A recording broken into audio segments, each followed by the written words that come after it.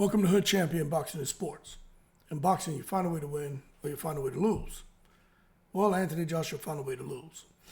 And Ben Davidson is receiving a lot of criticism because of the words spoken in the corner.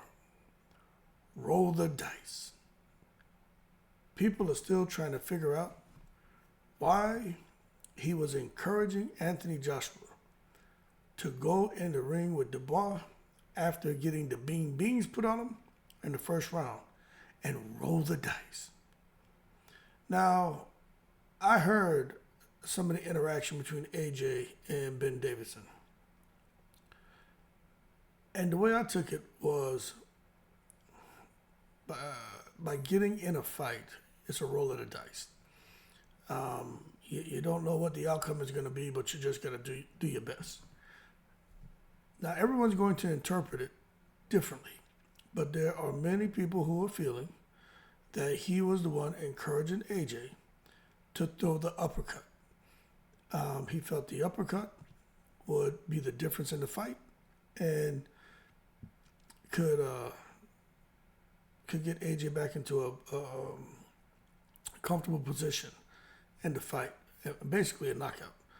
So he felt it was worth the risk to roll the dice and throw that uppercut, a lead uppercut, like see what happens. Just don't think about it. Just effing throw it and see what happens. Now, I don't know if that's the case, right? But let's just assume Ben Davidson decided that he wanted to kind of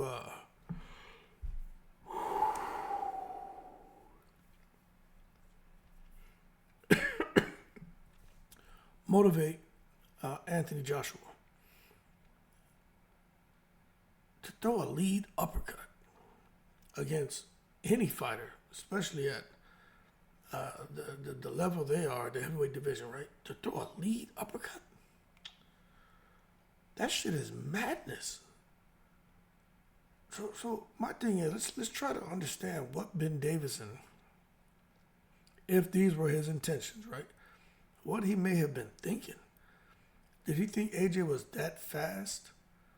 Or did he think Danny DUBOIS was that slow? Or that DUBOIS was that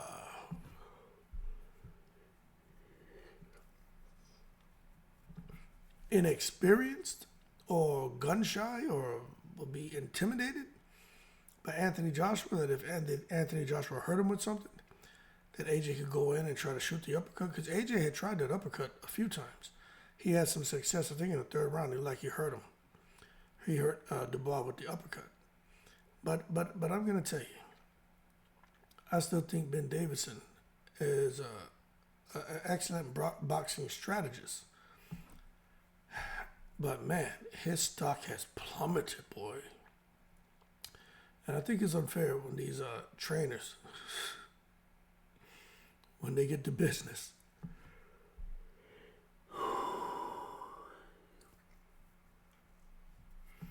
gotta excuse me, man.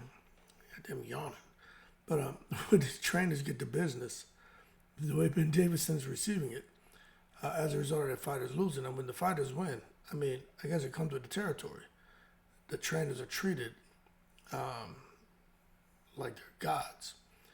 But when you have a guy like AJ lose, especially coming off of the momentum that he had established, and to go down faster than a plate of Alabama barbecue to the big power shots of DUBOIS, it makes people stop and say, what happened?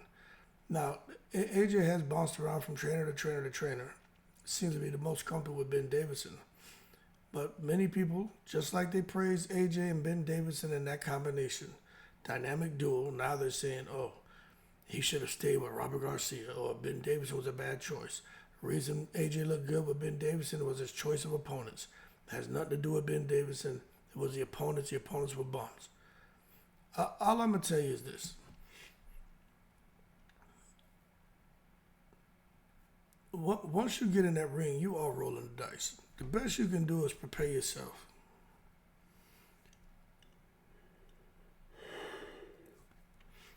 I personally think AJ talks too much because inside the ring in the corner, it's more like you could see who was running that show.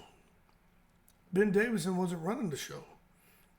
That shit was a complementary working relationship. That wasn't trainer, trainee, coach, and athlete, mentor to mentee. That's not what was going on. That shit had two-way communication.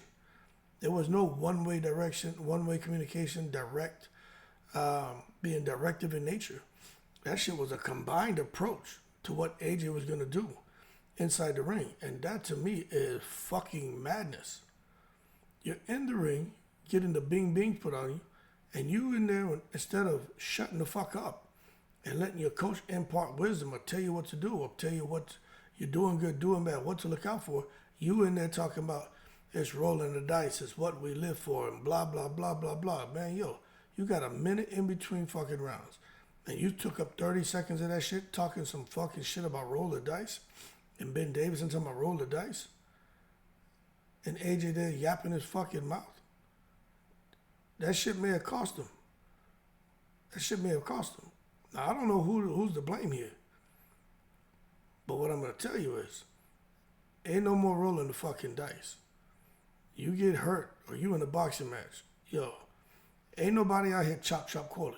Now, Chop Coley was in a fight. I can't remember the person he was fighting. It was a Hispanic dude. Chop Coley threw the most wicked lead uppercut I've ever seen in my life. One shot, one kill. Tranquilized the opponent. AJ ain't doing that. This big heavyweights, DUBOIS got long arms, AJ's got long arms. By the time he throws that uppercut and thinking it's going to land there, a whole goddamn 48 hours has passed. So it was just a bad shot. He was hurt, he was anxious, he was trying to finish the fight. But this roll the dice shit, that's going to come back to bite him because I think they're going to always, because you got to look at how historic the fight was.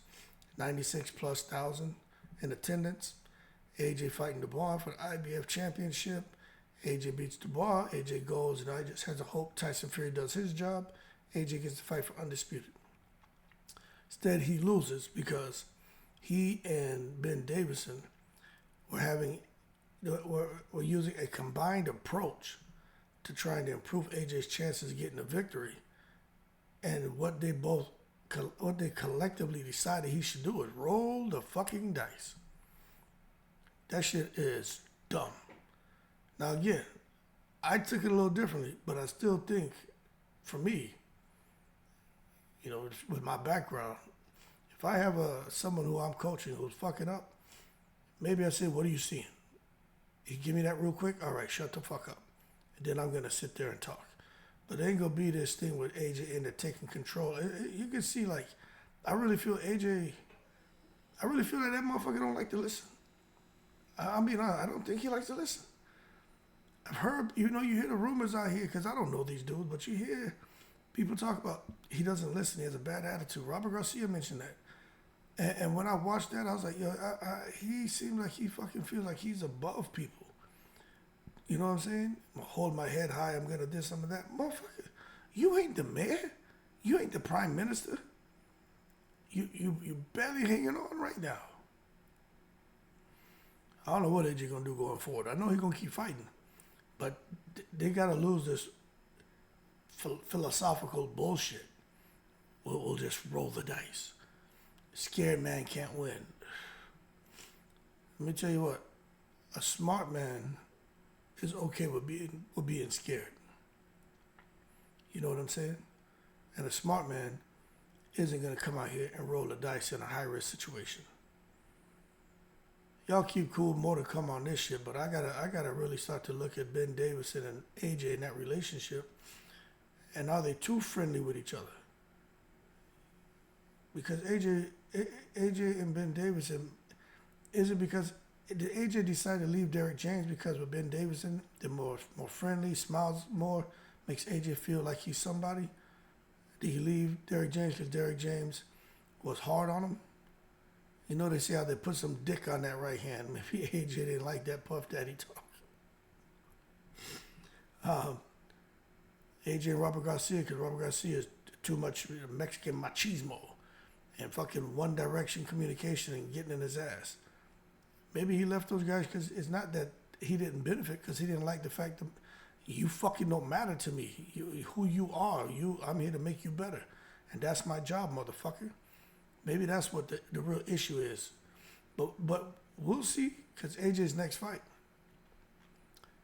I can't see AJ coming out now and fighting F.A. Ajagba. He got to fight somebody. I just can't see him come out here fighting a tomato can. But anyway, he messed around and get hit with someone who can hit. AJ's ass can get knocked out again if he and Ben Davidson decide they want to roll the dice. Nah, they need to get it together. But I don't know. I gotta pay attention to this, because I don't know if this is the right relationship. And I'm not saying that because AJ lost. I'm saying that because I went back and watched it. I saw he was doing too much talking in the corner to me. Way too much talking. Anyway, in the breeze.